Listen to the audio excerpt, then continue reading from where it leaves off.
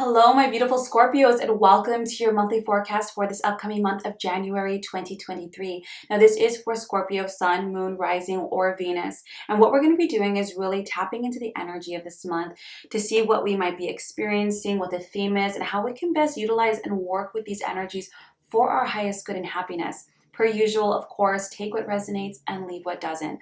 So let's look at this month of January. This really is a focus on growth in regards to our relationships and our home, Scorpio. We have the Six of Swords, the Four of Wands, and the World card. In the beginning of the month, you're going to be looking to brighter and higher ideas when it comes to your home. This can be with your family. This can be in regards to your partner.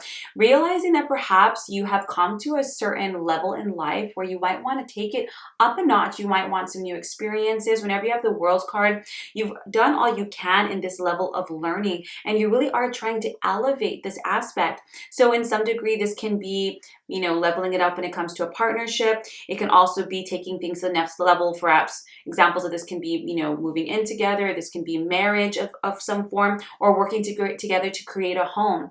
Now, you have it with that Six of Swords. It's almost like you're finally feeling a little less stressed about this idea, really, want to move forward with this. Let's do this.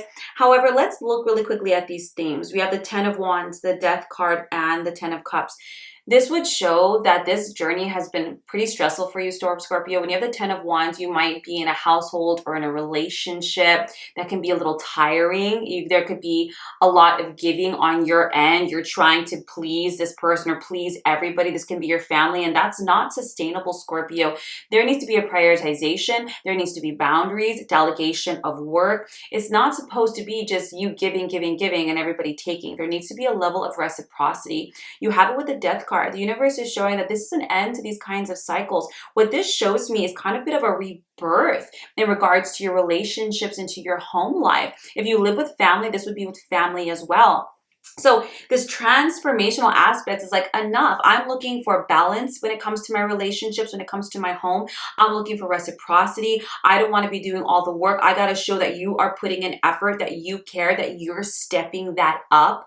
And there is that leveling up in the relationship. You have it with the Ten of Cups, with the Four of Swords as a clarity card. You're doing all of this, Scorpio, because you're looking for harmony in your relationships. The Ten of Cups is that happily ever after card.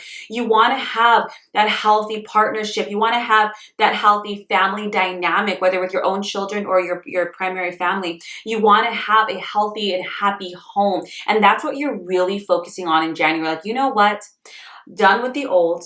I'm not repeating old cycles. I'm looking forward. I'm leveling up. I'm bringing in people and surrounding myself in an environment where we work together. We work together to build this home. We work together to build a relationship. There is this level of kind of teamwork when you think about it. And whenever you have that Four of Swords, as you're doing this process, Scorpio, I'm a Scorpio myself, do your best to think twice and speak once. Do your best to really sleep on things, meditate on things, consider other people's perspectives, not because anyone's right or wrong, but we're trying to find a way of compromise and balance here. So taking the time to decompress from this past year, taking the time to decompress from a lot of the stress and the strife and the strain of this last year, because Ten of Wands is a lot of stress, Scorpio. This would have affected your immune system, your ability to focus, your sleep. It would have made your body ache, a little bit weaker, and enough. Like, as this new year is coming in, you're recognizing that that's not necessary. You don't want to be in that mental space anymore. Like, either you're adding to my life or you're not. Either you're getting on the bandwagon or you're not. But I'm not going to participate in that old dynamic. It's not healthy for me. It's not good for me. And I'm choosing differently. You have it with the Ace of Swords and the Hangman. I love this energy because you're coming up with new ideas, this inspirational perspectives, of doing things differently. You have it with the Hangman, right? So not only are these new ways of communicating with each other, new ways of approaching your relationships, isn't it completely different, what I would say, stance? Whenever you have the Hangman, think of hanging upside down. The world looks completely different. So therefore, your approaches to things will be completely different. So when you have this, you're being more authentically yourself. You're daring to step out of your comfort zone and claim that power or have that experience versus settling, playing small, or assuming old roles that were given to you or conditioned you in, growing up. I like it because It's coming from this space of excitement. I like that Hangman because the universe is causing you to pause, to see, to think about things, because not only is your approach need to be different, the ideas from which you come from need to be different. How you look at things needs to be different. And it doesn't mean that you're wrong, Scorpio. This is called growth. This is called wisdom. This is called, I want to stand in my power and in my love. I don't feel I have to sacrifice any of it to get what I want, right? This is standing in the totality of who you are. You might notice in January, you're a lot more introspective with this Hermit card. You might want to spend a little bit more time alone, a lot more time, you know, kind of coming to your own answers and conclusions versus asking everybody else's opinion or, you know, assuming things. Be careful, Scorpio, we assume. When we have the Hermit card, you have to have these self-realizations, right? These epiphanies, this internal growth. You've gone through so much, Scorpio. Now this is turning that experience to knowledge and that knowledge into wisdom. And from that wisdom, that new perspective comes, and therefore this new approach. And when you come from this place, it's a place of peace, not stress. You have it with the Queen of Wands and the Eight of Swords. I love it. Queen of Wands is my favorite. Whenever you have that Eight of Swords, so much of the strife that was stressing you out, Scorpio, was your own headspace. It was your own headspace. When you have the Eight of Swords, it's usually portrays a woman with rope tied around her leg, but the rope is tied off to nothing.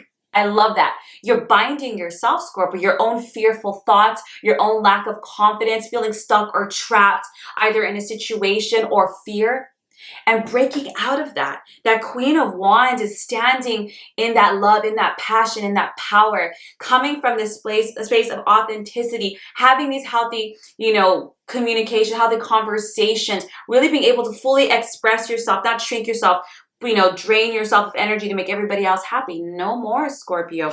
The clarity card for the Eight of Swords is the Queen of Swords. The way you're going to do this is logically. To look at things a little logically. Does this add to my life? Does this person add to my life? Yes. Okay. How? How can we make this work? If this person doesn't add to my life, if this situation or environment doesn't add to my life, cut it, move it, you know, and it sounds kind of harsh, but it doesn't have to be harsh. It's logical, right? If something is hurting me, poisoning me, I'm going to stop taking it.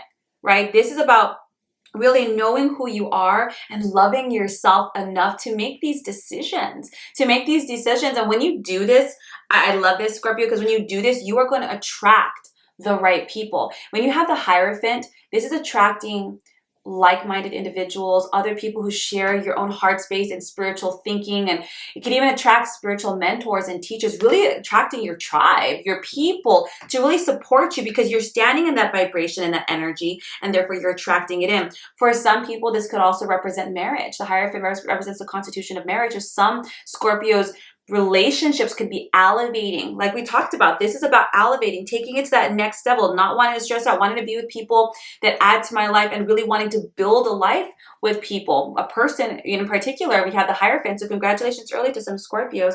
And you have the clarity card for the Three of Wands. This is all happening to create the future that you want, Scorpio. If you want something different, Scorpio, you have to do something different. Not just say it, do it, embody it, change it up.